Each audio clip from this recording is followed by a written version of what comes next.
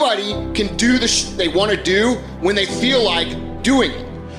Anybody can go to the gym when they feel like going to the gym. Anybody could show up to work and give 100% when they're in the mood to do so. But what makes successful people successful is what they do when they don't feel like it. I see people writing on my page, oh, Andy, I'm motivated. Oh, I listen to your videos and I get hyped. That's great, and I'm glad that I can get you hyped for 5 minutes. But what do you do after the 5 minutes is over? What do you do after you walk out of the seminar that you paid $1,000 to go to? What do you do when you wake up the next day? What do you do when you have to either do what it is you know you're supposed to do without somebody there to supervise you, or you get to take the play off because no one's gonna know the difference? Those are the things that make up success. That's discipline. The practicing, the developing the discipline that when applied consistently can get you to the next level. If you look at the true warriors of humanity, you look at the true empire builders, you look at the true titans who are constructing a better world, they're less about pleasure seeking because they understand that if you want to have a great life, a soaring life, look at what most people do and do the opposite. Growth comes through discomfort. You look at a great athlete, it's the way they show up in the championship game is simply how they showed up in the lonely light of the early hours at practice. To have the results only 5% of the population have, you've got to be willing to do the things that only 5% of the population are willing to do. Stop going about the day as a servant. Become the master. Run your day and stop having it run you. Believe in yourself. You got one of 100 that has a belief instead of just jaw jet talk of intent. Huge differential there. Differential is somebody just believing life, and the other one taking the most of the opportunity time of life. Remembrance, otherwise forgotten. You have no business being average, but now you justify it. You come up with these great reasons why you can't get up at 5. You have these great reasons of why you have to do everything, why you don't execute, why you don't finish, why you don't follow through, why you say you'll exercise and you do it for about 10 days and you quit. You've got an excuse for why you're average.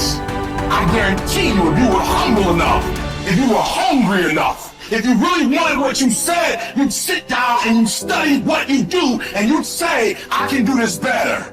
But I have not exhausted all my time. I have not exhausted all my resources. There's something missing. You're not where you're supposed to be. It's not going to take a lot, but it's a small gap. And the gap is called execution. If you want to execute just a little bit more, you'll be on a whole other level. And I'm telling you, you're not where you want to be financially. You are not the person you want to be. And you have not given yourself enough credit to say, I just need to get up a half hour earlier, and my whole life will change.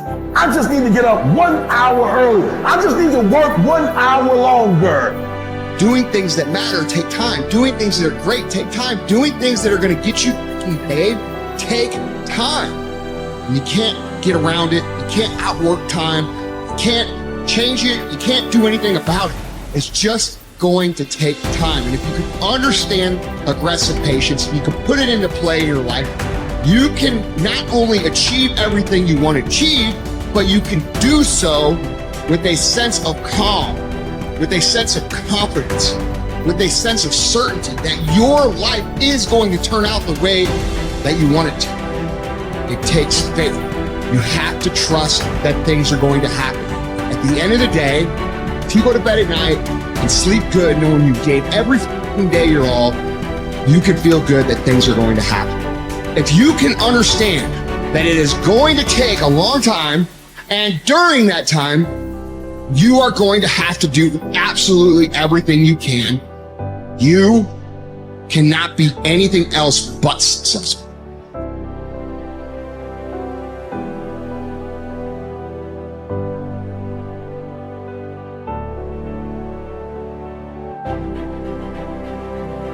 You need structure, you need predictability, and you need more of it than you think, just to keep you sane.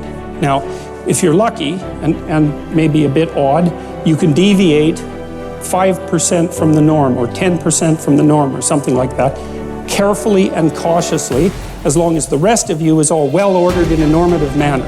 You might be able to get away with that, and you might be able to sustain it across time, and people might be able to tolerate you if you do it, or maybe you'll get really lucky and you happen to be creative but reasonably well put together, and people will actually be happy that there's something idiosyncratic and unique about you. But even under those circumstances, mostly what you want is to have a routine that's disciplined, that's predictable, and bloody well stick to it. You're going to be way healthier and happier and saner if you do that. And then the other thing that you need, because this is one of the things the psychoanalysts got wrong, I think, is that they overestimated the degree to which sanity was a consequence of being properly structured internally, you know. Because from the psychoanalytic point of view, you're sort of an ego, and that ego is inside you. And of course, it rests on an unconscious structure. But the purpose of psychoanalysis is to sort out that unconscious structure and the ego on top of it, and to make you a fully functioning and autonomous individual. But there's a problem with that, because the reason that you're sane as a fully functional and autonomous human being isn't because you've organized your psyche, even though that's important.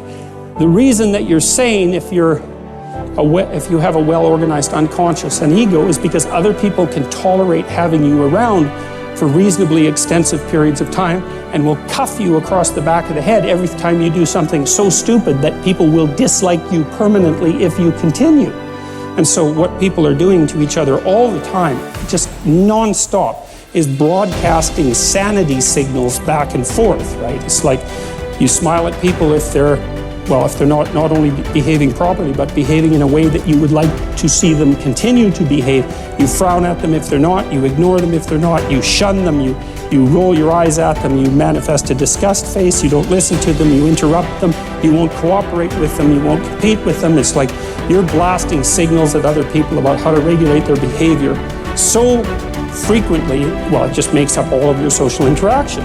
That's why we face each other, and we have emotional displays on our face, and we're looking at each other's eyes, and we know as much as we can about what's going on with each other, given that we don't have immediate access to the contents of their consciousness. And so partly what you're doing with your routine is establishing yourself as a credible, reliable, trustworthy, potentially interesting human being who isn't going to do anything too erratic at any moment.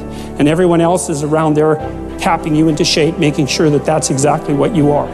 And that's how you stay sane. And so what happens to people too, if they don't have a routine and they get isolated, is they start to drift.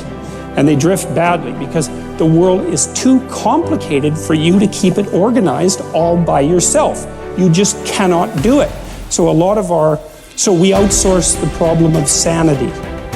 And it's very intelligent that we outsource the problem of sanity, because sanity is an impossibly complex problem.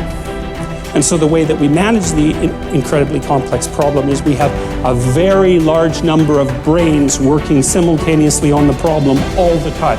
It's like a stock market for sanity.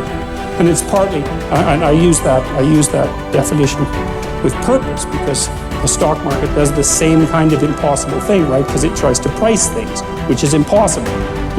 How many things are there? Like 1 billion. How in the world do you decide what the price is? You can't decide what the price is. That's why you have a stock market.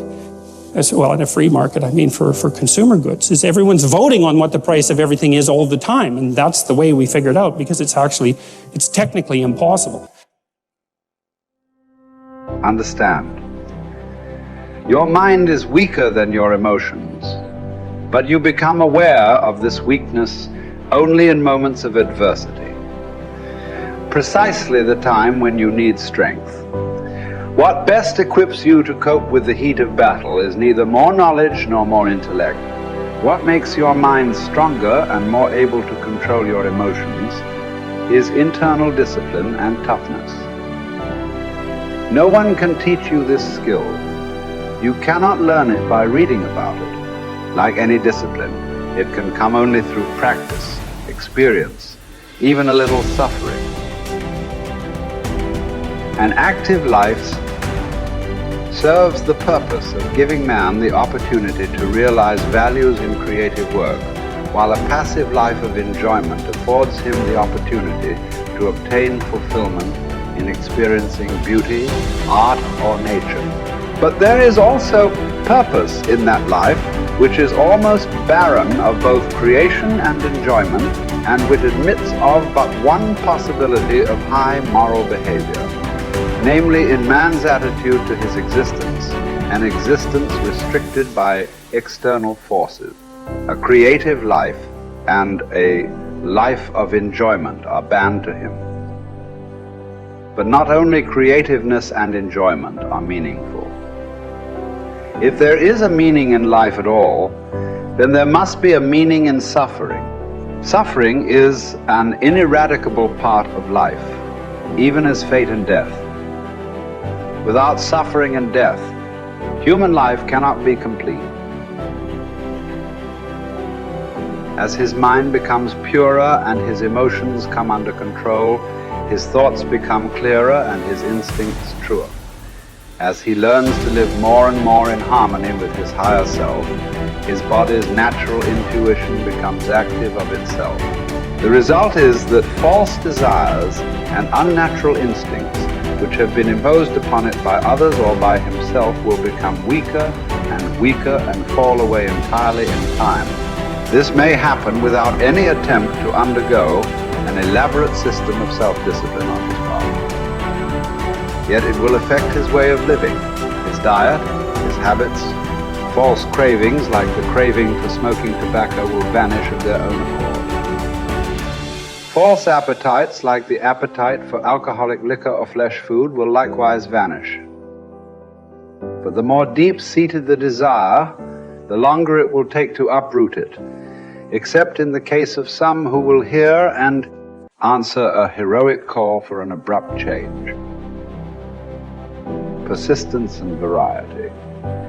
These are the two primary ways to develop great ideas or to solve important problems.